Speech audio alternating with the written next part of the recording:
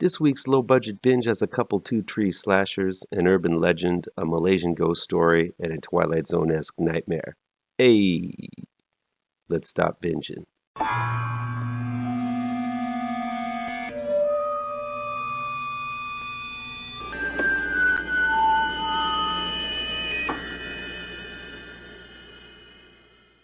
Welcome back to ML Miller Frights.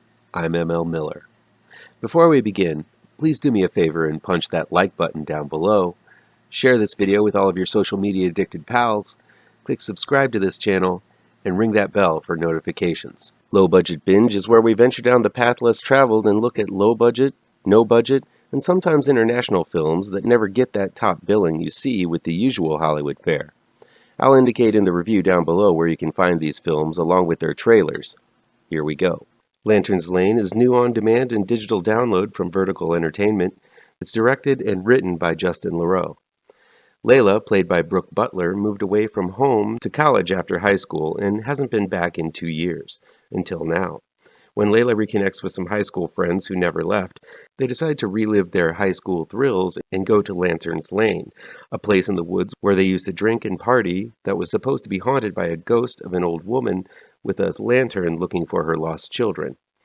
Once there, the kids reconnect, laugh, argue about growing apart from one another, and then when their car doesn't start, they find themselves trapped in an old house with a hooded maniac outside. Typical slasher shenanigans occur. I'll tell you something, had Lantern's Lane been released in the mid-'80s, it might be looked back on with some kind of admiration. The framework of this little slasher is familiar as the basic story has been done so many times since the slasher era. The story manages to have a few decent surprises, but in no way even attempts to reinvent the wheels that push the slasher subgenre along. Lantern's Lane is a plodding film that really doesn't get started until 40 minutes in. Much of the getting to know you time is filled with what the filmmakers think is character, but it's bland as can be. The kids certainly don't look like they graduated high school 2 years ago, but I guess that's a slasher trope from way back. They also lack that girl and boy next door quality and seem much more like actors and actresses chiseled for the Hollywood machine. Those left behind in the small town resent those who leave the city for better things. This film visits that old nugget over and over again, with characters ripping into each other one second, then being back to besties the next. I understand giving some characters time so the audience can grow to know them, but if the interactions are repetitive and lack any charisma, it's not going to build investment, just boredom. Once things get rolling and the hooded maniac appears, things don't get much better. The kids hole themselves up in an abandoned house, and for some reason, though the maniac seems to be waiting for the kids to arrive, he doesn't have the ability to break into the home. This would be fine if the kids would just stay put in the house, but of course they have to take risks and leave the security of the abandoned home, putting them into harm's way. This makes the maniac look like a moron. One of the kids even points out how shitty the killer really is. Let's not even mention that the inside of the abandoned home is littered with graffiti and completely trashed. So it seems, despite the locked door, taggers can break into the home, but our masked madman can't. Pretty lame. It's also weird that a masked maniac attacks them when the legend is about a female ghost with a lantern haunting the area. I don't enjoy reviewing a movie like this. I really want to support the lo-fi stuff, but this is a lame one, folks. The gore is low, the acting isn't really great, the pacing is abysmal, the script lacks punch and originality, the killer is bulky, and the mask looks goofy and ill-fitting. The general blueprint and idea behind Lantern's Lane have merit, but you have to be pretty dedicated to the slasher genre to enjoy this one simply for its bones. That structure is the only thing appealing about this one. They're Outside is new on demand and digital download from Terror Films. It's directed by Sam Cassidy and Ariel Anthony Hayles, and written by Ariel Anthony Hayles. YouTube star and amateur psychologist Max, played by Tom Wheatley, brings his girlfriend, producer, camerawoman, Nicole, played by Nicole Miners, to Ireland to help Sarah, played by Christine Randall, an agoraphobic woman who hasn't stepped outside since the death of her daughter. Sarah's place just happens to be on the edge of a forest haunted by a local legend known as the Green Man. As Max attempts to cure Sarah from her phobia, it becomes uncertain going outside is the safest thing to do. This found footager comes in a little late for the found footager craze that died off recently, but ties into the cult and folklore style films that have come into vogue recently. Cult and conspiracy films do seem to be on the rise as a reflection of the tribalism going on in today's political and societal themes. It makes sense that these groups, fueled by the inundation of horror stories about homegrown Antifa and alt-right groups and the like, that there is a rise in that kind of paranoia in horror today. Though it's not entirely original, as these small-town horror folklore-style films have been popular since The Wicker Man came out in 1973. There has definitely been a rise in this type of horror film, where a small group is committed thoroughly to some kind of wicked cause and willing to destroy any who don't convert to that cause. But enough real-world commentary. What about their inside? Shot in a documentary-style format where the portions of the film are produced with sound and some happen in a more immediate sense, capturing the scares and action as they happen, their inside is decently made. Things look authentically amateur, like an actual YouTube show, though I doubt no matter how popular Max is on YouTube, he had the funding to travel the world to make house calls. Still, I guess a trip from England to Ireland isn't that giant a trek. Most of the cast is okay. Tom Wheatley makes for a decent narcissistic YouTuber who thinks he can save the world with his charm. He's not necessarily a likable protagonist. As he really is only thinking about the popularity of his channel and isn't above cheating on his girlfriend with Sarah the first chance they're alone. It's also pretty shallow that Max replaces Nicole almost immediately when Nicole finds out about his infidelity and leaves. Max doesn't even seem to care, and there's a suggestion that he continues to sleep with Sarah while he attempts to cure her. The most ethical psychologist, Max is not. Still, he is a decent actor through it all. Christine Randall is pretty solid as well. She looks a lot like a combination between Jocelyn Donahue and Milana Vayntrub, and shows a decent range as the agoraphobic Sarah.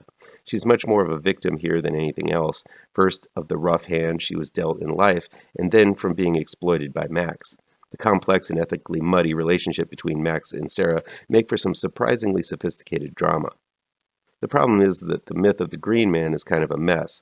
It's a folklore legend that doesn't really have a lot to do with Sarah's agoraphobia. There's a lot going on in the latter half. They establish some folklore and legends, then establish some kind of ghost of Sarah's daughter attempting to connect with her, and then some kind of weird spiritualistic connection to Max's past. It's all over the place, and if you sit down and think it through, it really doesn't make any sense. It all culminates with Max and Sarah getting lost in the woods itself and basically finding the Green Man. This is not really a spoiler, as They're Outside is basically a relocating and retelling of Blair Witch Project, with the actors describing the fate of everyone who enters the woods and then acting the exact same thing out in the last act. They're Outside uses acting, atmosphere, and some urban legends well, but ultimately fails to land the scares it promises. The SLASHENING 2, The Final Beginning, aka The Ghostening, is new, streaming on Troma now. It's directed and written by Brandon Bassham. 5 years after the SLASHENING, a new group of soon-to-be corpses, this time a group of people who have survived other encounters with serial killers, begin getting picked off by the bag-headed killer with various cutlery and projectiles. If you've seen the SLASHENING, you know the type of humor you're in for with the SLASHENING 2, The Final Beginning. It's crass, it's tasteless, it's the type of humor I tend to find hilarious. Imagine a low-budget Airplane or Naked Gun film without the big-name stars, but with big gross-out effects, and you'll get the gist of the type of guffaws, titters, and tee-hees that will be pouring out of your face while watching this horror spoof. Even 5 years later, the folks behind the original SLASHENING still have what it takes to make me laugh. For example, to my knowledge, there's never been a docking scene that ends with a nail gun massacre until now. This is the type of grody comedy at play here, and I kind of love these guys for it. Comedy is always subjective, so I can't guarantee this will be your flavor, but the SLASHENING 2, The Final Beginning, really worked on me. While slasher films are a bit passé these days, this film's irreverent take on victim culture is as topical and biting as it comes. The film manages to be relevant in this PC culture, pointing out some of the more ludicrous and hypocritical aspects of it while dousing it in gore. Expect horndog male feminists, nonsensical folk music, entitled yelpers, and useless therapy, all proving to be the perfect fodder for the potato sack wearing killer to massacre. Much like the first film, The SLASHENING 2, The Final Beginning also sports some great original songs parodying modern popular culture and trends. The sequel definitely goes for the gold, as there is much more sex and gore than the first SLASHENING. The real highlight is a chase scene using a split screen where we see through the sack man's mask from the perspective of the two killers chasing the same girl. It's a scene that would make De Palma proud. It's also got a memorable moment or two with the man himself, Lloyd Kaufman, as a Jewish martial arts teacher. Yes, a Jewish martial arts teacher. The SLASHENING, too, the final beginning, manages to be clever in the way it makes fun of the genre, holding a satirical mirror to modern society while wading through all of that gore. ROH, aka Soul, is new on demand and digital download from Kuman Pictures and Film Movement. It's directed and written by Emir Ezwan. When a young girl wanders near the wicker home of Mac, played by Farah Ahmad, and her two children, Along, played by Mia Farana, and Anga, played by Harith Hazik, they take her in and feed her. But the strange, almost feral girl speaks of a dark curse about to fall onto the small family. Soon after her foreboding words, horrible things begin to happen. Coming to the family's aid is a local shaman named Tok, played by June Lojong, and soon after they are visited by a hunter, played by Nam Ron. While both offer to help the family, it's unclear which Mac can trust, and the fate of her family hangs in the balance. ROH, which means soul in Malaysian, is a slow and meticulous little fable. While I've seen many compare it to The Witch, I feel it's much more like the more art-housey and soulful Hagazusa, A Heathen's Curse, which was released the same year as The Witch. Yes, all three films are slow burns about superstition with hints of magic and evil forces, but while The Witch still had a Hollywood-esque feel to it, especially in regards to the pacing, structure, and ending, Hagazusa and ROH take a much more meditative method while telling the story. ROH really allows you to absorb the poverty Mac and her family live in and the dangers of the jungle that surrounds them. It doesn't have long discourse about beliefs. It's more of a simple experiential sort of film that requires much more patience. There are some shocking scenes involving suicide, danger to children, and the death of a few animals for sacrifice.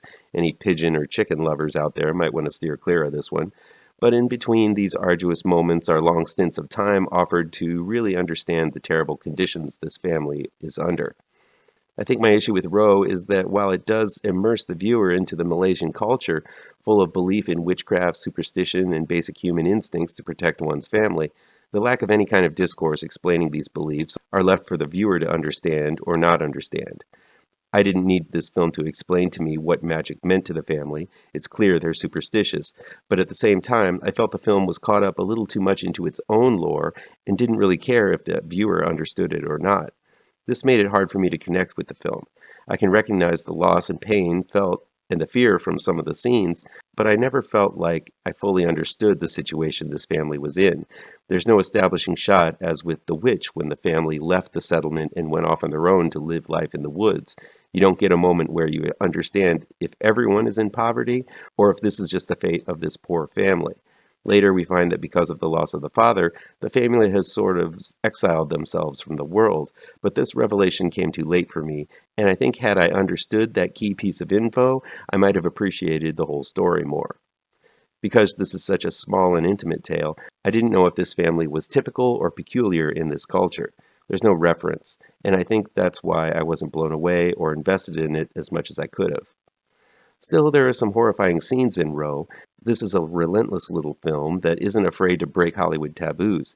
It also has some wonderfully shot scenes of tension, such as the scene where one of the kids is foraging under the house and encounters something. Filmmaker's Emir Ezwan captures the beauty and horror of the jungle that surrounds this family with an artist's eye. If you're looking for a film that feels more like a transcendental experience rather than a typical narrative journey, ROH is just the unconventional ghost story possession tale for you. I appreciate the hell out of what ROH is and represents. I just couldn't connect with it as much as I wanted to. Finally, we have Night at the Eagle Inn. It's new on demand and digital download from 1091 Pictures. It's directed by Erik Bloomquist and written by Erik Bloomquist and Carson Bloomquist. Fraternal twins Sarah and Spencer, played by Amelia Dudley and Taylor Turner, respectively, decide to investigate their parents' death, which leads them to a hotel where the twins were born called the Eagle Inn. Once they arrive, they meet a nervous but friendly manager, played by Greg Schwiers, and the aloof handyman Dean, played by Beau Minier. After taking a tour of the grounds, they decide to do some investigating around the hotel and begin to find strange occurrences in the various rooms. TVs playing desperate messages from what looks to be inside the hotel and clues to their parents' final hours. But finding this information comes with a price. Nightmare at Eagle Inn is smartly and endearingly written. It's a little tale that feels ripped straight from a Twilight Zone episode. In fact, they even mention the episode in which it is reminiscent of in the films itself. The script feels really natural and isn't overly trying to be clever or funny. It just is on its own. It keeps chugging along frantically, and the actors putting this whole descent into madness on are extremely talented. All of the cast really work in their respective roles. Amelia Dudley plays an extremely damaged young woman, with Sarah dependent on pills and seemingly lost without the support of her brother Spencer.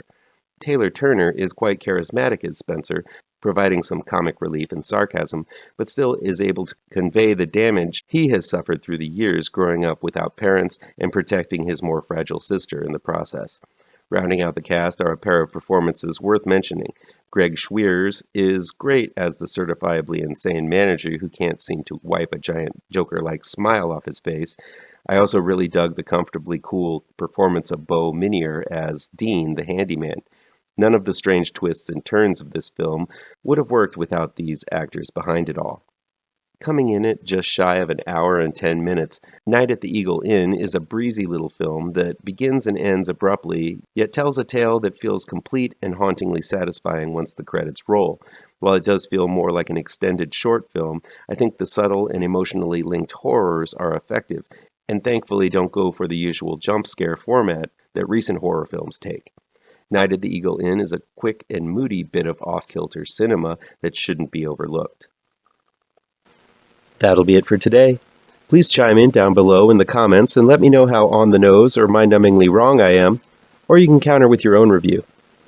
So guys, you know how YouTube works. I'd love to be able to dedicate more time to this channel. I'm not monetized yet, so if you want to help me out, remember to hit all the pertinent bells and whistles down below. Want some spooky comics to read? I have 2 new horror comic book trade paperbacks you should look out for. Both GRAVETRANCERS and Pirouette, collecting never-before-published issues, can be found in only the finest of comic book shops. If you're looking for written reviews, you can find them on my website, mlmillerwrites.com. If you really want to show your support, I also have a Patreon page at mlmiller. Look for the link to my Patreon page down below. Thank you so much for your time, and take care.